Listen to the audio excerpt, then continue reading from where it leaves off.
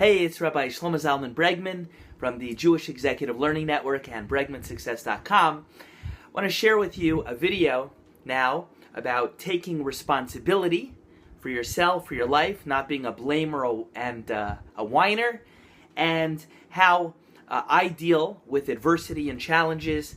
And I think I'll couch it in the form of a story. So many people write me, people who know me, well, someone's write me a message and they'll say, "Hey, Rabbi Bregman, in real life, when I know you, you're fun, you tell stories. Why don't you tell some more stories on your YouTube channel?" I said, "I don't know, maybe because I'm a long storyteller. Jewish people, and especially rabbis, we don't make a, long story short. We're like a short story long, kind of people. So I don't know, maybe that's why. But I'll tell you a story now. I'm in that kind of mood. I had a big travel day, starting at, my day started at 2 a.m. in New Jersey, traveled to Florida, and kind of at the tail end now. And I actually missed my flight today. Tell you what happened. I traveled on December 22, which is for the winter holiday season for a lot of people. It's a big travel time. And I got to the airport at 4:30 in the morning. Got to the airport at 4:30 a.m.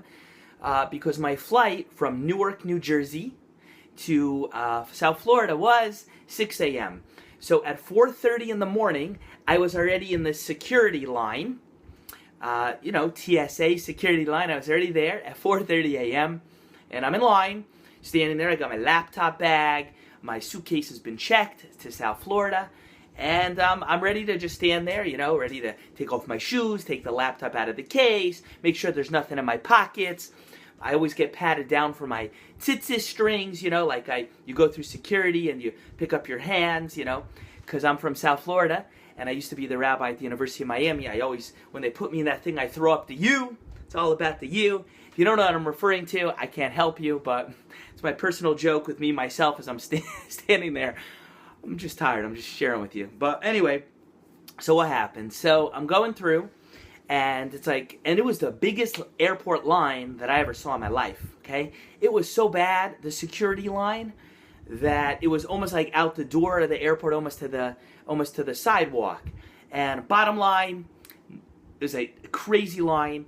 My flight, the door for my United Airlines flight from Newark, New Jersey to West Palm Beach the door was closing at 6 o'clock. At 6:01, you could see on my iPhone, 6:01, I'm at the gate, and they closed it. And the flight was gone, and it was over, and I missed the flight, and that was it. And that was the first flight, probably of the hundreds I'd had in my life, that I ever missed. And I said to them, "Is there anything I could do?" And they're like, "No, the flight left. We're not opening the door again." And the flight, I didn't even think the plane pulled away, but they closed the jetway, and it was over. And other people came at 6:02, 6:03. They're all angry and whatever, and blaming and angry and yelling at the United person there, and the person who swipes your driver's license, your ticket, it goes chick chick. That person that says, "Have a nice flight." And what happened? So they're all yelling at the person, and I just want to share with you what my response is, because I think this is the classic Jewish response, and I think it's a lesson in here that you could apply to your life, will only make you happier and more successful, okay? Here we go. So that was the setup. Bottom line, I interpret life in a way, I try to look at it in such a way that I retain personal responsibility. My parents raised me in a certain way, and this was a value I had in my childhood, and this is certainly something within the Jewish tradition and from the Torah. You wanted to retain personal responsibility and not be a whiner and a complainer and a baby, and you want to take ownership of situations and always retain some kind of measure of control, meaning as soon as that happened, first of all, I started looking for a solution. I'm not going to sit here and yell at this person. I'm going to embarrass myself. I'm going to yell at them. I'm going to embarrass my yarmulke and the Jewish people. I'm late, okay? I'm late.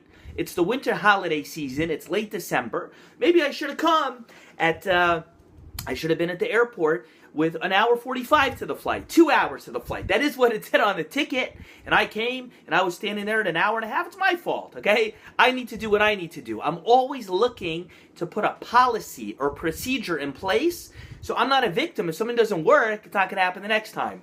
If I do a business deal with somebody years ago, first time and they try to take advantage of me, I said, you know what? Am I angry with them? No, I'm not angry with them. It's my fault. I didn't have a contract in place. I'm a lawyer and I didn't have a contract. I trusted. I didn't vet this person. I didn't do my homework. You know whose fault it is? My fault, okay? Always looking to put a policy or procedure in place to govern myself so I'm not a victim the next time.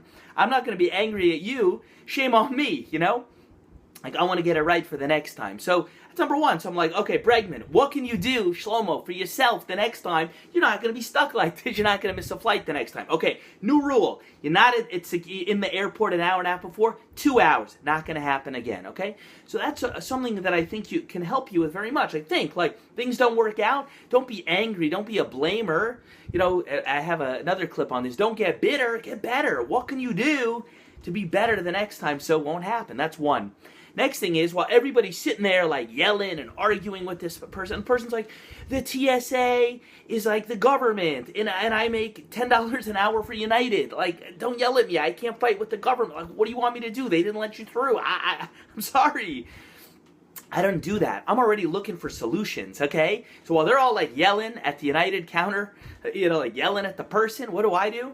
I'm looking at that big board. Oh, next flight to Palm Beach? 7 o'clock. I missed the 7. There's a 6. There's a 7. There's an 8. So I'm already like on my phone, like United.com, trying to get like transferred, standby. I'm trying to get an operator on the phone. And, you know, I'm trying to find a solution. I'm not going to sit here in like loss and emotion and be like a little whiny victim. I'm just going to try to fix it. And then if there's something I can learn, I'll learn. But I'm looking for solutions, looking to take ownership of situations when my life doesn't work, and try to get better, not be a little bitter, whiny baby. Okay, there's probably people still at the airport from this morning yelling at the ticket counter, and I'm sitting here already in Florida. So bottom line, I went standby on the 8 o'clock. I couldn't make the 7. I got the 8. My bag was there, and I said, next time, Bregman, you'll be better, okay? So this is the idea that I want to share over with you. Try to interpret your life's events in a way that you can learn from them, grow from them, retain ownership, and don't be so angry with people and blaming all the time. Look for solutions and figure out ways you could put policies and structure and procedure in place that the things that happened to you that weren't good in a relationship, in dating, I don't know, maybe you went out on a blind date and the person, you know, was kind of like weird and it was a horrible experience. I don't know what your procedure is. Next time, no blind dates. Next time, you vet those people beforehand. I don't know what.